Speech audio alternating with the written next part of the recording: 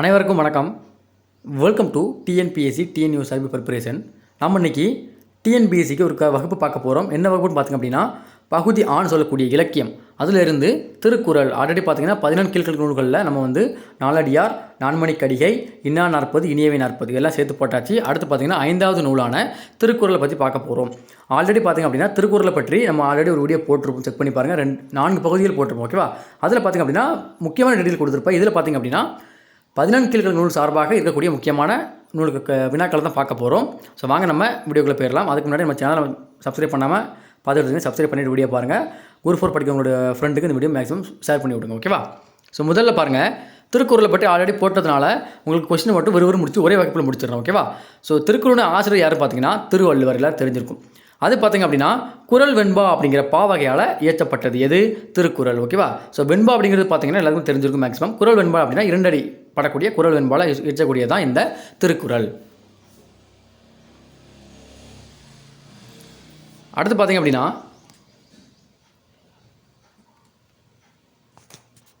Okay, முதல்ல முடிஞ்சுது. அடுத்து பார்த்திங்க அப்படின்னா திருக்குறளுக்கு பெயர் காரணம் கொடுத்துருக்காங்க. திருக்கூட்டல் குறள், திருக்குறள் பிரித்து எழுதியிருக்காங்க, கொடுத்துருக்காங்க, ஓகேவா? குறுகிய அடிகளை கொண்டதால் இப்பெயர் பெற்றது.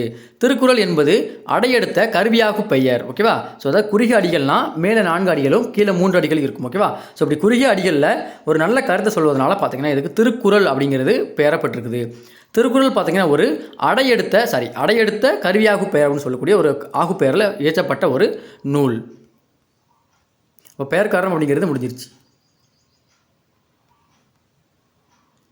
அடுத்து திருக்குறளின் சிறப்பை கூறுபவை, ஓகேவா? திருக்குறளின் முன்னோடி எனப்படுவது புறநானூறு. திருக்குறளின் விளக்கம் எனப்படுவது நாலடியார். திருக்குறளின் பெருமை கூறுவது திருவள்ளுவ மாலை. திருக்குறளின் சாரம் எனப்படுவது நீதிநெறி விளக்கம். திருக்குறளின் ஒளிபு எனப்படுவது திருவருட்பயன், ஓகேவா? இந்த மாதிரி நூல்கள் இருக்குது. இது பார்த்திங்கன்னா திருக்குறளினுடைய சிறப்பை கூறக்கூடிய முக்கியமான நூல்கள். திருக்குறளின் முன்னோடி என அழைக்கப்படுவது எதுன்னு கேட்டால் புறநானூறு. திருக்குறளின் விளக்கம் எனப்படுவது நாலடியார். திருக்குறளின் பெருமை பற்றி கூறக்கூடிய நூல் பார்த்திங்க அப்படின்னா திருவள்ளுவ மாலை. திருக்குறளின் சாரம் எனப்படுவது பார்த்திங்கன்னா நீதிநெறி விளக்கம், குமரகுருபரர் எழுதியிருப்பார். இது முக்கியமான நூல். திருக்குறளின் ஒளிவு எனப்படுவது பார்த்திங்கன்னா திருவருட்பயன். இது இயற்றுவர் யாருன்னு பார்த்திங்கன்னா உமாபதி சிவம். ஸோ இப்போ திருக்குறளில் பெருமை பற்றி கூறக்கூடிய முக்கியமான நூல்களை பார்த்தாச்சு. அடுத்து திருக்குறளின் வேறு பெயர்கள் ஆல்ரெடி நம்ம அந்த வரை பார்த்துருப்போம், மறுபடியும் சொல்கிறேன், கேட்கோங்க. திருவள்ளுவம், தமிழ்மறை, பொதுமறை, முப்பால், பொய்யாமொழி, தெய்வநூல், வாயுரை வாழ்த்து, உத்திரவேதம், திருவள்ளுவ பயன், தமிழ் மாதின் இனிய உயர்நிலை, அற இலக்கியம், அறிவியல் இலக்கியம், குறிக்கோள் இலக்கியம், நீதி இலக்கியத்தின் நந்தா விளக்கு. ஸோ இதில் ஒன்று மட்டும் கொடுத்துருப்பாங்க. இந்த திருவள்ளுவ பயன் அப்படிங்கிற பெயரை கொடுத்தவர் யாருன்னு கொடுத்துருப்பாங்க. யாருன்னு பார்த்தீங்கன்னா நச்சீர்க்கினியார். இவர் தான் பார்த்தீங்கன்னா திருக்குறளுக்கு திருவள்ளுவ பயன் அப்படிங்கிற ஒரு வேறு பெயரை கொடுத்துருப்பாரு. ஸோ இவ்வளோ பேர் இருக்குது, அதை நீங்கள் தெரிஞ்சுக்கணும். ஆல்ரெடி வேறு வகுப்பில் முன்னாடி சொல்லியாச்சு, ஜஸ்ட் ஒரு திருப்பி வாசி மட்டும் விட்டுக்கோங்க. அடுத்து திருவள்ளுவரின் வேறு பெயர்கள் என்னெல்லாம் கொடுத்துருக்காங்க பாருங்கள். நாயனார், தேவர், முதற்பாவலர், பொய்யில் புலவர், நான்முகன், மாதானு பங்கி, சென்னாப் போதார், பெருநாவலர், பொய்யில் புலவன். இதில் தேவர் அப்படிங்கிற பட்டப்பெயரை கொடுத்தவர் யாருன்னா நச்சீர்க்கினியார். தெய்வப்புலவர் அப்படிங்கிற பெயரை கொடுத்தவர் யாருன்னு பார்த்தீங்கன்னா இளம் பூரணார், ஓகே? அந்த 2 பேர் முக்கியம். இது கேட்க சான்ஸ் எப்படி கேட்பாங்கன்னா திருவள்ளுவருக்கு தேவர் அப்படிங்கிற பெயரை வழங்கியவர் நச்சீர்க்கினியார், திருவள்ளுவருக்கு தெய்வப்புலவர் அப்படிங்கிற பெயரை வழங்கியவர் கேட்டால் இளம் பூரணார். அடுத்து திருவள்ளுவருடைய காலத்தை பற்றி கொடுத்துருக்காங்க. ஸோ கிமு 1னா விஆர்ஆர் தீட்சிதர் அப்படிங்கிறவர் பார்த்தீங்கன்னா சொல்லியிருப்பார். திருவள்ளுவருடைய காலம் பார்த்தீங்கன்னா கிமு 1 சொல்லியிருக்காரு. கிமு 31 அப்படிங்கிறத மறைமலை அடிகளார் கூறியிருக்காரு, ஓகேவா? இதை நம்ம பின்பற்றோம். நம்ம இப்போ சொல்கிறோம் இல்லையா, திருவள்ளுவர் ஆண்டு கண்டுபிடிக்கிறோம் இல்லையா, அது பூராமே யார் சொல்லியிருக்கா? மறைமலை அடிகளார் சொன்ன கிமு 31 அதை தான் நம்ம பின்பற்றிட்டு வரோம். கிமு 1 to 3 இருக்கலாம் அப்படின்னு சொல்லிட்டு ராசமாணிக்கனார் குறிப்பிடுகிறார், ஓகேவா? அப்போ காலங்கள் திருக்குறள் கால பொறுத்த வரைக்கும் பார்த்தீங்கன்னா சந்தேகமாக இருக்குது. ஆனால் நம்ம கட்டாயமாக கிமு 31 அப்படிங்கிறத பயன்படுத்திட்டு வரோம். அதை சொன்னவர் யார்? மறைமலை அடிகளார். கிமு 1 சொன்னவர் யாருன்னு கேட்டால் விஆர்ஆர் தீட்சிதர். கிமு 1 to 3 இருக்கலாம் அப்படின்னு சொன்னவர் யாருன்னு கேட்டால் ராசமாணிக்கனார். அப்போது காலம் அப்படிங்கிறது முடிஞ்சிருச்சு. அடுத்து நூல் பகுப்பு முறை. ஓகேவா? ஸோ நூலை பார்த்தீங்கன்னா 3ஆக பகுத்திருப்பாங்க. யாருக்கும் தெரிஞ்சிருக்கும். ஓகேவா? அறத்துப்பால், பொருட்பால், இன்பத்துப்பால். நாலடியார் எப்படி பிரிச்சிருப்பாங்களோ அதே மாதிரி தான் இதையும் பிரிச்சிருப்பாங்க. ஸோ அதில் அதிகாரம் பார்த்தீங்கன்னா 133 அதிகாரங்கள். அதிகாரத்திற்கு 10 பாடல்கள் வீதம் 1330 பாடல்கள் திருக்குறள் இருக்குது. இயல்கள்னு கேட்டால் 9 இயல்கள். அறத்துப்பாலில் 4, பொருட்பாலில் 3, இன்பத்துப்பாலில் 2 அதிகாரங்கள் இருக்கும். இயல்கள் இருக்கும். டோட்டலாக 9 இயல்கள் அப்படிங்கிறது இருக்கும். ஸோ நூல் பகுப்பு முடிஞ்சிருச்சு. அடுத்து அறத்துப்பாலை பொறுத்த வரைக்கும் பார்த்திங்க அப்படின்னா 38 அதிகாரங்கள் இருக்குது. அதில் 4 இயல்களும் இருக்குது. ஓகேவா? ஸோ பாயிரவியல், இல்லறவியல், துறவரவியல், ஊழியல். ஸோ பாயிரவியலில் பார்த்திங்க அப்படின்னா 4 அதிகாரங்களும், இல்லறவியலை பொறுத்த வரைக்கும் 20 அதிகாரங்களும், துறவரவியலை பொறுத்த வரைக்கும் 13 அதிகாரங்களும், ஊழியலை பொறுத்த வரைக்கும் 1 அதிகாரமும் இருக்கும். ஸோ டோட்டலாக 38 அதிகாரங்களையும் 4 இயல்களையும் கொண்டது. 4 இயல்கள் என்னலாம்? பாயிரவியல், இல்லறவியல், துறவரவியல், ஊழியல். இந்த 4 இயல் முக்கியம், ரொம்ப ரொம்ப முக்கியம். ஸோ இப்போ அறத்துப்பால் அப்படிங்கிறது முடிஞ்சிருச்சு. அடுத்து பார்க்கக்கூடியது பொருட்பால். பொருட்பாலை பொறுத்த வரைக்கும் பார்த்திங்க அப்படின்னா பொருட்பாலில் டோட்டலாக 70 அதிகாரங்கள் இருக்குது. 3 இயல்கள் தான் இருக்குது. 3 இயல்கள் என்னலாம்? அரசியல், அங்கவியல், குடியியல். அரசியல், அங்கவியல், குடியியல். அரசியலில் 25 அதிகாரங்களும், அங்கவியலில் 32 அதிகாரங்களும், குடியியலில் 13 அதிகாரம் இருக்குது. டோட்டலாக 70 அதிகாரங்கள் இருக்குது. 3 இயல்கள் இருக்குது. 3 இயல்கள் என்னலாம்? அரசியல், அங்கவியல், குடிமியல். ஸோ பொருட்பால் அப்படிங்கிறது முடிஞ்சிருச்சு.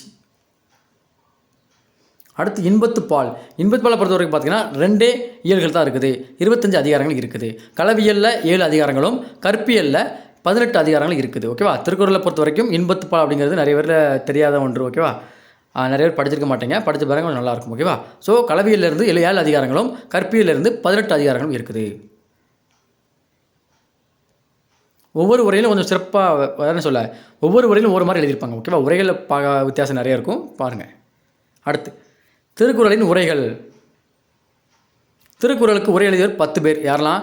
தருமர், மணக்குடுவர், தாமாத்தார், நச்சர், பரிதி, பரிமேலழகர், திருமலையார், மல்லர், பரிபெருமாள், கலிங்கர், வள்ளுவர், நூற்று எல்லையுரை செய்தார் இவர். ஓகேவா? இவர் செஞ்சுருப்பாங்க. 10 பேர் எழுதியிருப்பாங்க. ஆல்ரெடி நம்ம வகுப்பில் பார்த்துருப்போம் யாரெல்லாம் சொல்லிட்டு.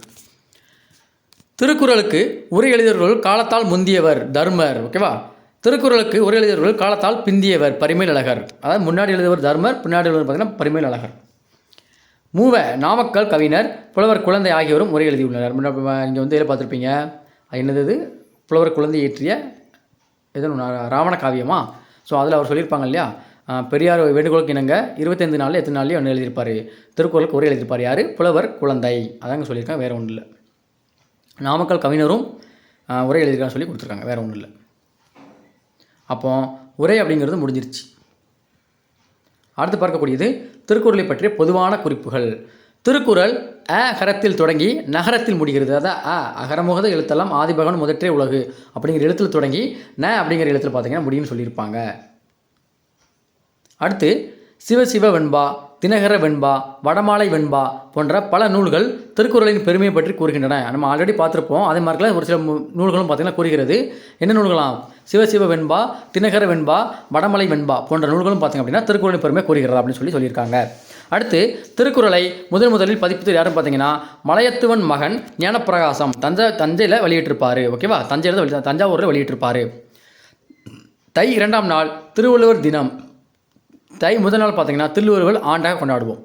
அடுத்து தமிழிற்கு கதி எனப்படுவது கம்பராமாயணம், தீ பார்த்திங்க அப்படின்னா திருக்குறள்.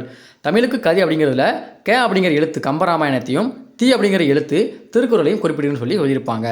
அதாவது தமிழுக்கே பார்த்திங்கன்னா உரியதுன்னு சொல்லியிருப்பாங்க. அடுத்து திருக்குறளில் 12,000 சொற்கள் உள்ளன. அவற்றில் வட சொற்கள் 50ற்கும் குறைவு. ஏறத்தாழ அவை வெறும் 0.4% ஆகும். திருவள்ளுவர் பார்த்திங்க அப்படின்னா திருக்குறளில் நிறைய வடமொழி எழுத்துக்களை பயன்படுத்தலை. ஓகேவா? என்ன தான் 12,000 சொற்கள் இருந்தாலும் அதில் பார்த்தீங்கன்னா ஒரு 50 எழுத்துக்கள் மட்டும் தான் பார்த்திங்க அப்படின்னா சொற்கள் மட்டும் தான் பார்த்திங்கன்னா வடமொழி சொற்களாக இருக்குன்னு சொல்லியிருக்காங்க. அப்போ அதோட பொதுவான குறிப்புகளும் அப்படிங்கிறதும் முடிஞ்சிருச்சு.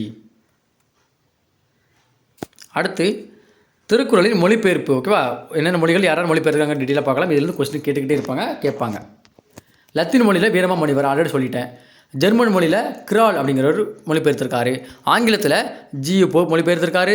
வேவேசு ஐயர் மொழிபெயர்த்திருக்காரு. ராஜாஜியும் மொழிபெயர்த்திருக்காரு. பிரெஞ்சு மொழியில் ஏரியல் அப்படிங்கிறவர் மொழிபெயர்த்திருப்பார். வடமொழியில் அப்பா தீட்சிதர் அப்படிங்கிறவர் மொழிபெயர்த்திருப்பார். ஹிந்தியில் பிடி ஜெயின் அப்படிங்கிறவர் மொழிபெயர்த்திருப்பார். தெலுங்கில் வைத்தியநாத பிள்ளை அப்படிங்கிறவர் மொழிபெயர்த்திருப்பார். ஸோ அப்போ திருக்குறளில் பார்த்திங்க அப்படின்னா கிட்டத்தட்ட 107 மொழிகளில் மொழிபெயர்த்திருப்பாங்க. ஸோ எல்லாத்துக்கும் இதில் கொடுக்க முடியாது. அதனால் பார்த்திங்க அப்படின்னா முக்கியமான மொழிகள் மட்டும் கொடுத்துருக்காங்க. லத்தீனில் வீரமாமுனிவர், ஜெர்மனில் கிரால், ஆங்கிலத்தில் பார்த்திங்கன்னா 3 பேர், G U Pope, V V S Aiyar, Rajaji, பிரெஞ்சில் ஏரியல், வடமொழியில் அப்பா திச்சிதர், ஹிந்தியில் பிடி ஜெயின், தெலுங்கில் வைத்தியநாத பிள்ளை. ஸோ அப்போ மொழிபெயர்ப்பு அப்படிங்கிறது முடிஞ்சிருச்சு.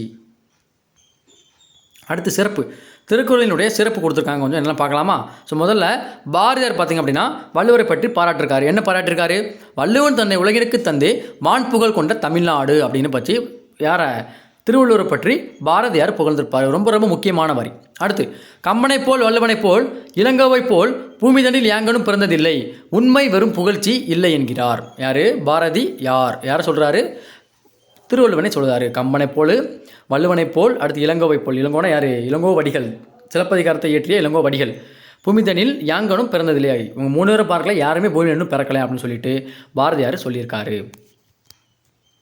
அடுத்து, மனோன்மணியம் சுந்தரனார் பிள்ளையும் சொல்லியிருக்காரு. யாரை பற்றி?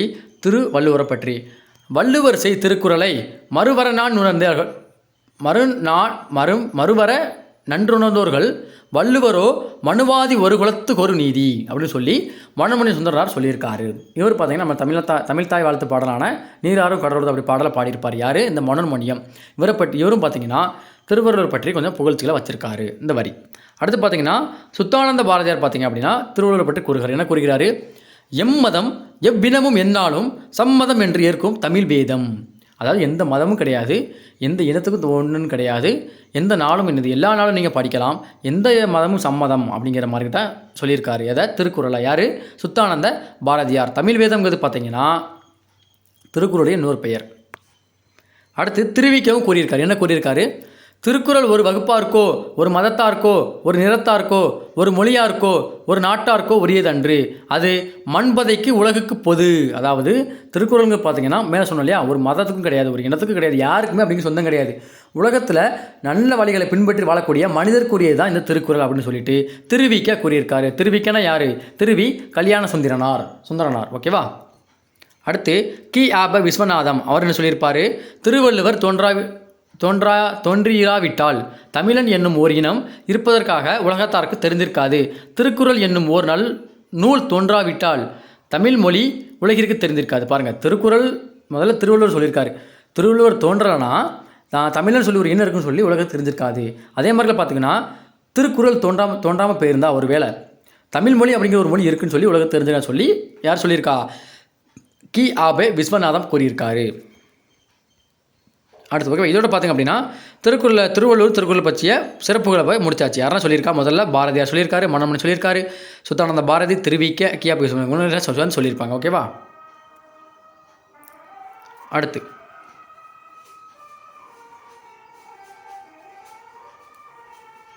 முக்கிய அடிகள், திருக்குறளில் இடம்பெறக்கூடிய முக்கிய பாடல் வரிகள், அதாவது அந்த திருக்குறளை பற்றி முக்கிய வரிகள் கொடுத்துருக்காங்க, அதெல்லாம் பார்க்கலாம்.